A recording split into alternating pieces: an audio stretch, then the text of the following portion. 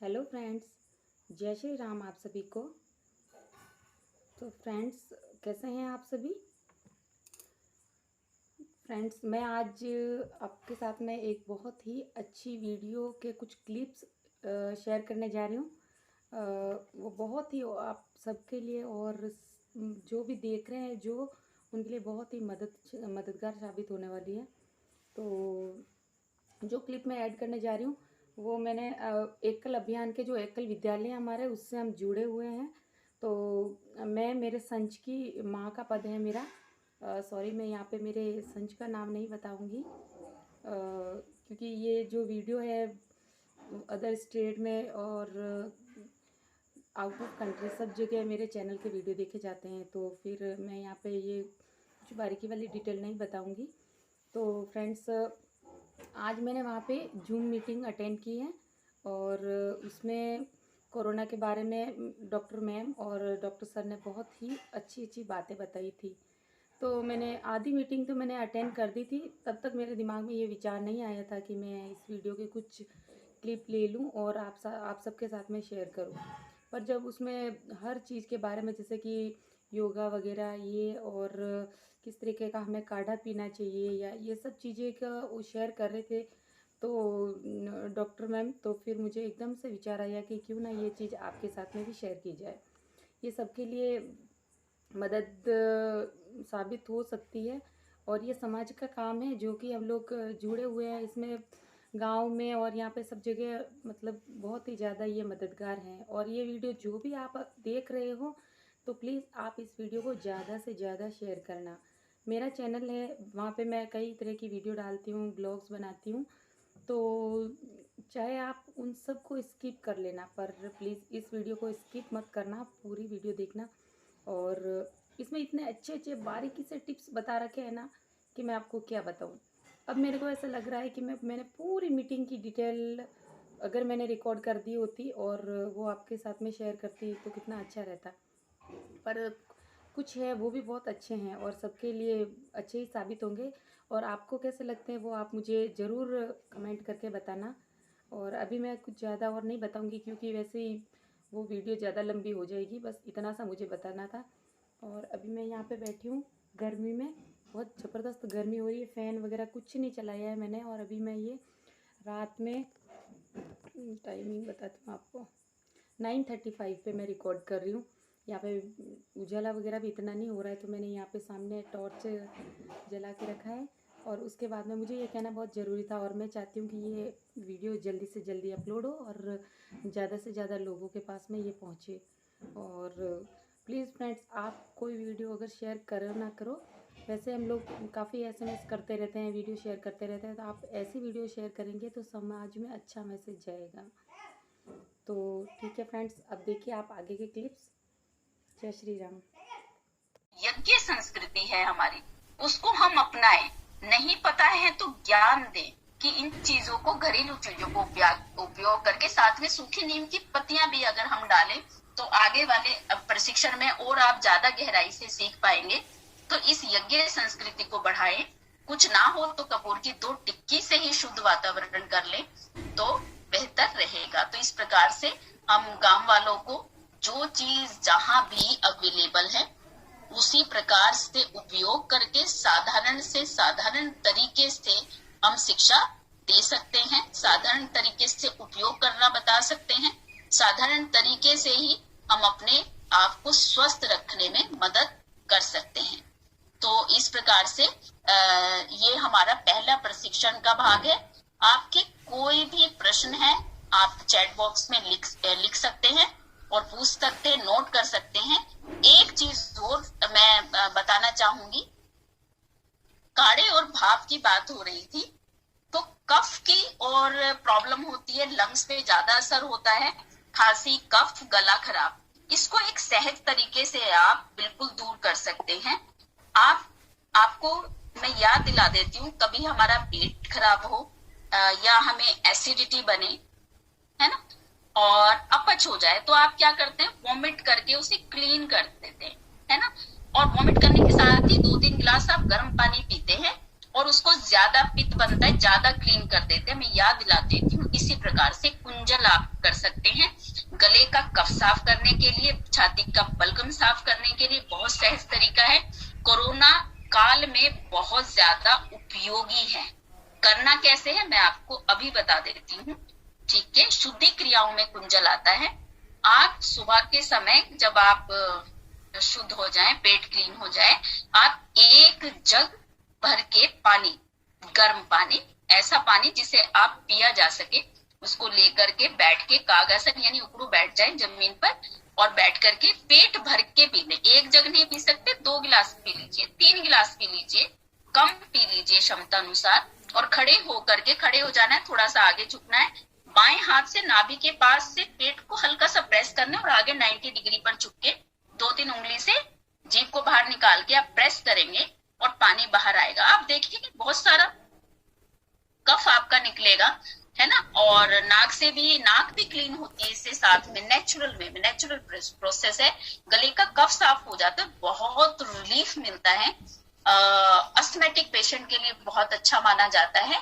बाकी निगरानी में किया जाए तो बहुत अच्छा है। आप खुद करके इसे थोड़ा सा देखेंगे, फिर गांव वालों को इसको सहज तरीके से बताइए। जो खड़ा ना हो सके, मान लो कि कई लोग होते हैं उनकी क्षमता इतनी है खड़ा ना हो सके पर करने की इच्छा हो, वैसे स्वस्थ हो, बाकी खड़े ना हो सके तो बैठ करके वो जैसे डेली रूटीन में गला साफ करते हैं, गला साफ करें और पानी को बाहर निकाल दें, तो काफी हद तक कफ को कंट्रोल करने में हेल्प मिलती है, सांसें बेहतर हो जाती हैं। तो कुंजन क्रिया को हमें जोड़ना चाहिए। अब दिनों तक लगातार करने से बेहतर तरीके से कफ साफ होता है अगर कफ की समस्या हो। बाकी कोरोना काल में भी ये कुछ कुछ समय पर कर लिया जाए तो सांसों के लिए बहुत बेहतर होता है, चेस्ट के लिए बहुत बेहतर होता है। तो इस तरीके से हम कोरोना पूर्व अपनी तैयारी कर सकते हैं, प्रतिरोधक क्षमता बढ़ा सकते हैं। तो बहुत बहुत शुक्रिया करतार जी, जो भी दीप जी प्रशिक्षण दे रहे हैं, ऐसे डॉक्टर राम अवतार जी, डॉक्टर दीदी सुनीता जी का बहुत बहुत धन्यवाद। आज के अपने प्रशिक्षण में जो पहला प्रश्न है मैं डॉक्टर साहब के सामने रखना चाहूंगा। पहला प्रश्न है कि काढ़ा को स्वस्थ व्यक्ति कितनी बार लें और कितनी मात्रा में लेना है? देखिए, जो भी आप काढ़ा ले रहे हैं, ठीक है, स्वस्थ व्यक्ति, जैसे हम चाय पी लेते हैं घर में, आप समझिएगा इस बात को, है ना। हम चाय भी 2-3 बार ले लेते हैं, उसी प्रकार से कम 2 बार आप काढ़ा ले सकते हैं। मात्रा आधा कप हो सकती है। जैसे चाय का कप आप लेते हैं पर आधा कप आप, आधे कप कम आप माफ, नॉर्मल कप, बड़ा वाला कप नहीं, आधा कप, इस प्रकार का मात्रा से आप ले सकते हैं। बैलेंस बनाए काढ़े में। मैं फिर कह देती हूँ, ये क्वेश्चन इसके बाद ही आ जाएगा मुझे लग रहा है कि भी काढ़ा गर्म होता है ठंडा होता है, उसका जवाब मैं पहले ही दे देती हूँ। काढ़े को बैलेंस करके रखिए। बैलेंस कैसे रखेंगे? मान लो हम थोड़ी सी अदरक डालते हैं, जिसे हम चाय के लिए बना लेते हैं। आजकल चाय में ही बहुत लोग सब कुछ डाल लेते हैं। चाय में अदरक हमने डाल ली है ना, और 2 लौंग डाली है, 2 काली मिर्च डाली है, तो थोड़ी सी सौंफ उसमें जरूर डले, एक छोटी इलायची डल जाए तो ये क्या होगा, वो गर्म नहीं रहता काढ़ा, बल्कि बड़ा स्वादिष्ट हो जाता है। 2-4 बूंदे नींबू के डाल ली जाए तो बेहतर हो जाएगा। कुछ नहीं है तो जरा सी शक्कर, गुड़ वाली शक्कर आप डाल सकते हैं, शहद डाल सकते हैं थोड़ा टेस्ट के लिए। वो नहीं है तो 2 मुनक्का डाल के बॉइल कीजिए। तो इस टाइप का जो काढ़ा होगा वो पौष्टिक बन जाएगा, टेस्टी बन जाएगा और आप बेहतर तरीके से ले पाएंगे। और इसका कोई साइड इफेक्ट नहीं है। और आधा कप 2 टाइम आप ले सकते हैं। Yes, next question. अगला प्रश्न है, जो 2 योग आपने बताए हैं वो कौन कौन से हैं? बताइए कौन से योग की बात हो रही है, किस बारे में? आप बताएंगे तो मैं बता पाऊंगी। 2 योग, मेरे को समझ नहीं आया ये प्रश्न। इसमें उन्होंने सिर्फ इतना ही लिखा है कि 2 योग आपने बताए हैं वो कौन कौन से हैं। योग तो बहुत सारे, मैंने प्राणायाम बता दिया, आसन थोड़े बताए और व्यायाम बताए चेस्ट को खोलने वाले। बाकी मैंने ये कहा कि वीडियो आपको शेयर होंगी, सामने करके भी दिखा दिया। हाथ को खोलना है, सांसें अच्छी हो जाए, ऑक्सीजन के लिए, लंग्स के लिए। मैंने ताड़ासन की बात करी, सांस भरते भरते हाथ ऊपर ले गए, खड़े होके कर रहे हैं तो एड़ी ऊपर ले गए, स्ट्रेच कर दिया। बैठ के कर रहे हैं तो कोई बात नहीं, आप सुखासन में बैठिए, हाथों को ऊपर, सांस भरते भरते ऊपर ले जाइए, सांस छोड़ते छोड़ते नीचे ले जाइए, बस धीरे धीरे करना है, गहरी सांसें लेनी है। ऐसे जो मैं बताया वो मैंने आपको बताया। अभी भी आप कोई और प्रश्न है उससे रिलेटेड तो पूछ सकते हैं। नेक्स्ट। अगला प्रश्न है दीदी कि पेट को कम करने के लिए कौन सा योग करना चाहिए? देखिए, अगर इसी प्रशिक्षण से रिलेटेड आप प्रश्न पूछेंगे तो बहुत बहुत बेहतर होगा। बाकी अलग से जो प्रश्न होंगे वो करतार जी को आप दे दीजिएगा, फोन नंबर वो अभी आपको शेयर कर देंगे। बाकी कि पेट बढ़ावा क्यों है, क्या आपका डेली रूटीन है, ठीक है। फिर भी जनरल अगर कोई और आपको मेडिकल हिस्ट्री नहीं है, सिर्फ पेट बढ़ना एक कारण क्या है कि कोई और चीज तो नहीं है, बीपी हाई तो नहीं है, थायराइड तो नहीं है, कोई और चीजें तो नहीं है, ये सारी चीजें भी हमें देखनी पड़ती हैं। तो आप डेली वॉक करें, थोड़ी फिटनेस करें, नौका आसन करें, भुजंगासन करें, ऐसे कुछ व्यायाम है और भी बहुत सारे हैं, तो वो उनसे करने से डेफिनेटली कुछ ना कुछ वर्कआउट से फर्क पड़ता है। जी। अगला प्रश्न है एसिडिटी को कैसे कंट्रोल करें?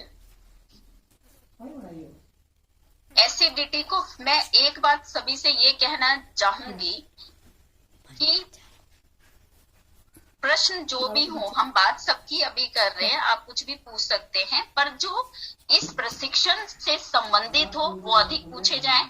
पर्सनल जो क्वेश्चन है वो करतार जी को भेजे जाए, उसके जो हम उत्तर हैं वो बाद में दे सकते हैं। देखिए, सबकी मेडिकल हिस्ट्री होती है, क्यों है एसिडिटी, क्या खान पान है, क्या उम्र है, और क्या चीजें साथ में। अभी हम कुछ भी आपको बता दें वो एक पर क्या लागू होगा, ये सारी चीजें। फिर भी एक जनरल चीज मैं आपको बता देती हूँ एसिडिटी के लिए। देखिए, अगर शुद्धि क्रिया की बात करें, कुंजल बहुत अच्छी क्रिया है उसके लिए, और साथ में अपने खान पान को ठीक रखें, बाहर की चीजें बंद करें, मैदा की चीजें बंद करें, और तला हुआ, भुना हुआ, ऑयली, ये सारी चीजें, ठीक है। नेक्स्ट। अगला प्रश्न है दीदी, अमलतास के गुद्दे का प्रयोग दोबारा बताएं। अमलतास के गुद्दे का प्रयोग दोबारा बताएं, ऐसा लिखा। आप अच्छा, ठीक है, कोई बात नहीं, आप प्रश्न को नोट कर लीजिए करतार जी, रामअवतार जी से, वो क्योंकि आयुर्वेद के बहुत बेहतर ज्ञाता है, हम थोड़ा पूछ करके उनसे आपको कर देंगे, क्योंकि ज्यादा अच्छा उपयोग और साथ में उसकी जो सावधानियां हैं वो भी आपको मिल जाए तो बेहतर रहेगा।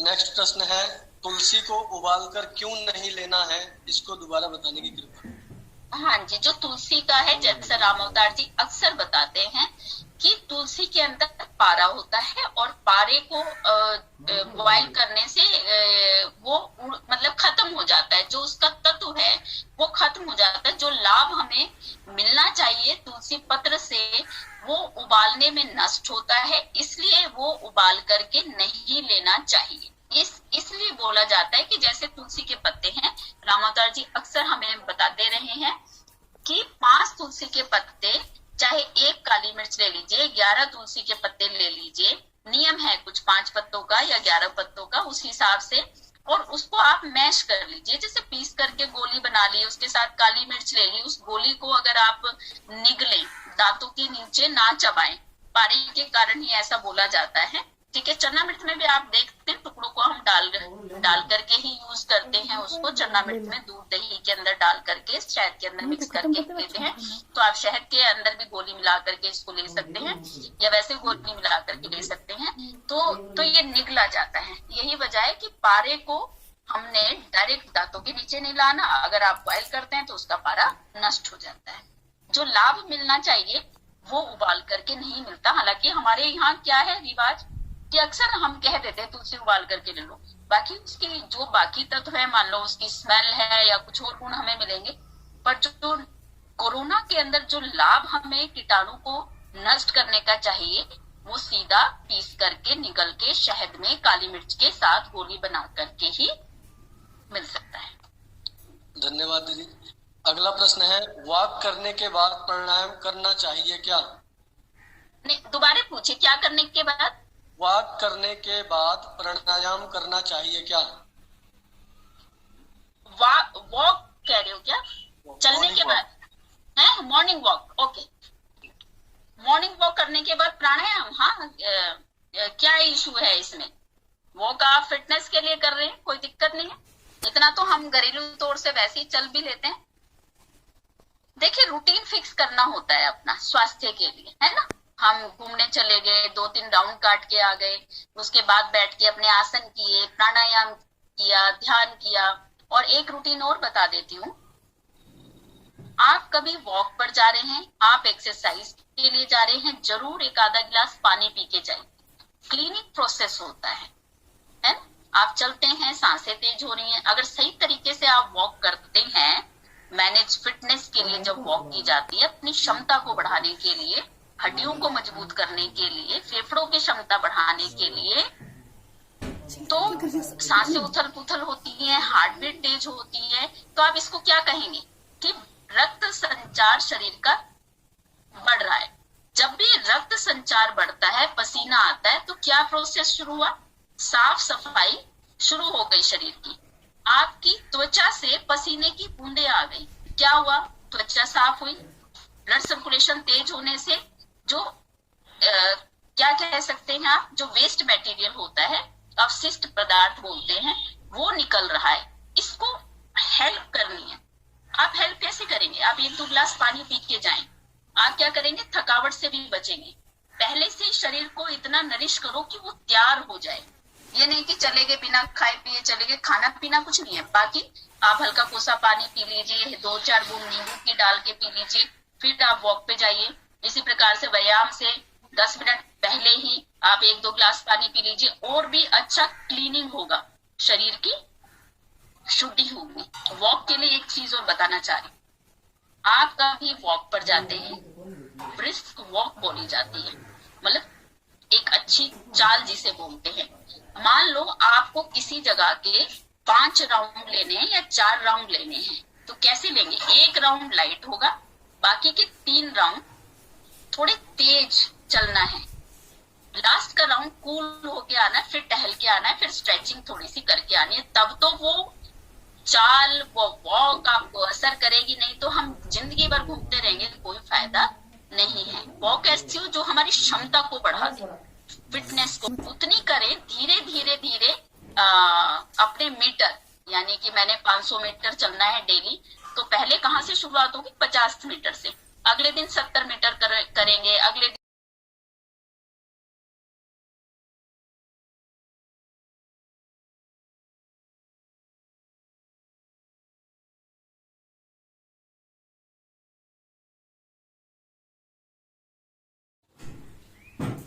देखिए कुछ भी ऐसे देखो लिखा नहीं गया है ना, हो भी सकता है, नहीं भी हो सकता है। अब सावधानियां बरतनी पड़ेगी, क्षमता मजबूत करनी पड़ेगी, है ना। प्रतिरोधक क्षमता लगातार इंप्रूव करनी पड़ेगी। एक तो जैसे संक्रमण पूर्व की बात करिए, सारी सावधानियां हम लगातार करते रहे, होने के बाद हो भी गया है, जंग जीत चुके हैं, तो अब बल्कि हमें इतना मजबूत हो जाना चाहिए कि हमने क्या क्या चीजें देखी, किस किस चीज पे असर देखा, किस चीज को अपनाया, और बेहतर तरीके से क्षमता को बढ़ाने के लिए मजबूत रूप से खड़े हो जाना चाहिए। और कहना ये भी चाहेंगे, हम बार बार पहली बार में मनोबल की बात करते हैं, और हर हमारा ये वाला सत्र हनुमान चालीसा से शुरू होता है कि हम अपने मन की शक्तियों को इतना सकारात्मक कर लें कि कीटाणु हमारे तक प्रवेश ना करे। हम इतना तो मजबूत करके चले अपने आप को, कोशिश करें।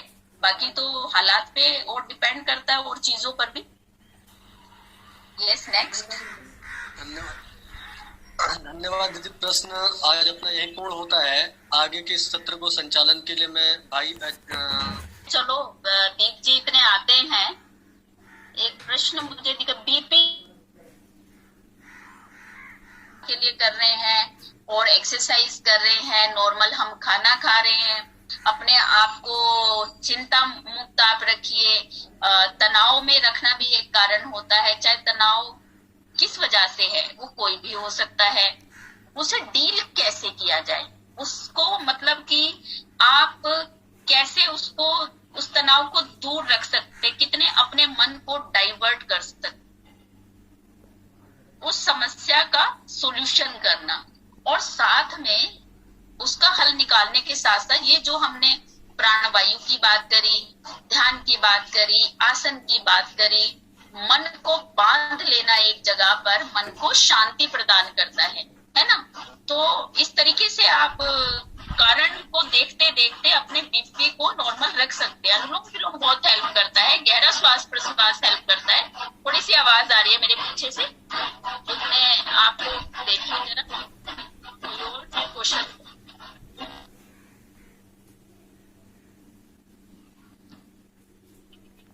ध्यान से पढ़ा होगा और उसको नोट भी किया होगा, क्योंकि आगे हम लोगों को ट्रेनिंग देना है।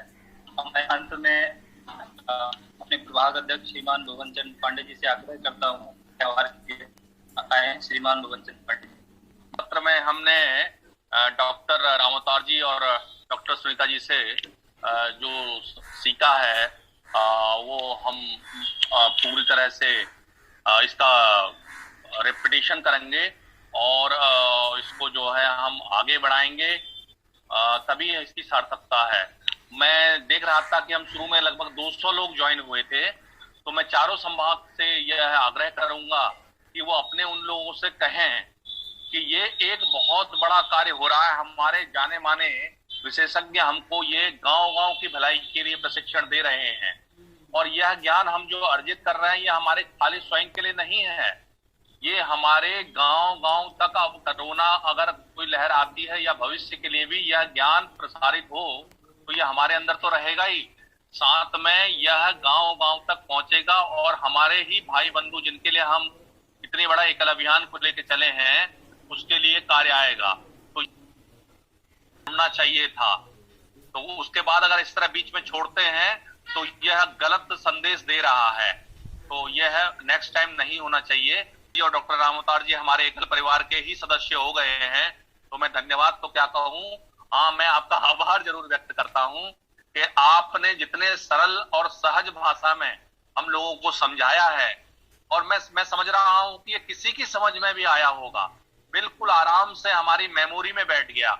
और हम अगर इसको एक बार जो हमने लिखा है और जो हमें स्लाइड मिल रही है करतार जी से, अगर हम इसको रिपीट करेंगे और रिपीट कर कर ये जीवन भर हमारी ये हमारी वो बन जाएगी धाती, इसको हम लेके चलें, अपने परिवार को में बताएं, अपने भाई बहनों को बताएं, तो इसका रिपीटिशन होगा, बारंबारता होगी, तो ये हमारे स्मृति पटल पर अंकित हो जाएगी। तब हम इसको फिर पुनः आप जो हमें 2 हफ्ते मिलेंगे ये संच स्तर तक हम इसका प्रशिक्षण दें, और जो हमारे बेहतरीन हमारे जो टीम लीडर्स बनेंगे वो हमारे आगे तक इसको कंटिन्यू करें, तो इसकी सार्थकता होगी। हम बड़े सौभाग्यशाली हैं कि हमें डॉक्टर सुनीता जी और डॉक्टर रामोतार जी से प्राप्त हो रहा है। इसके पहले हमने विशारद में इसको उनसे लिया था, लेकिन फिर हमने इसकी जो प्रैक्टिकलिटी है ग्राउंड लेवल पे उसको हमने देखा, समझा, और श्याम जी के निर्देशानुसार हमने अब इसको संच स्तर तक उतारने के लिए सोचा है, तो प्रभाग सह हम इसको कर रहे हैं।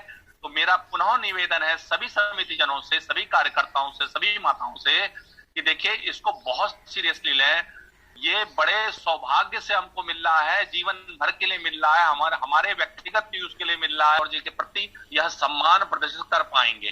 तो मैं पुनः दीदी का, सुनीता जी का और रामोतार जी का बहुत बहुत आभार व्यक्त करता हूं और आपको नमन करता हूं, वंदन करता हूं एकल अभियान की तरफ से। इसी तरह हमें अब तो आप हमारे परिवार के सदस्य हैं, इसलिए हम कंटिन्यू आपसे यह लाभ लेते ही रहेंगे। और मैं पुनः सभी समितिजन से यह भी रिक्वेस्ट कर रहा हूं, किसी के भी जो प्रश्न हैं जो आज के सत्र के संबंधित हों वही पूछें, क्योंकि बहुत ही हेक्टिक शेड्यूल रहता है। तो या समितिजन विराम दूंगा, और पुनः सभी का आभार और सभी का धन्यवाद। हम बहुत बड़े महान उद्देश्य को लेके चल रहे हैं, तो मैं फिर से आग्रह करूंगा कि अगली बार से हम पूर्ण मंच से इसको ज्वाइन करें और इसका आप 2 हफ्ते तक रिपीटिशन करें और संच स्तर तक उसको पहुंचाएं। क्या बाधाएं आ रही उसको हम अगले सत्र में पुनः इसको पूछेंगे। सावधान। सर्वे भवन्तु सुखिना, सर्वे सन्तु निरामया, सर्वे भद्राणि पश्यन्तु, मा कश्चित् दुर्भाग् भवेत्। जय श्री राम। सभी को बहुत बहुत धन्यवाद। डॉक्टर साहब आपको भी हाँ जी, बहुत बहुत सभी का धन्यवाद। शुक्रिया। हाँ करतार, बहुत अच्छा लगा और बहुत अच्छे से सीख रहे हैं। बस खुद भी प्रैक्टिस करें, यही मेरी एक मेरा मन से आग्रह है, मेरी भावनाएं यही हैं।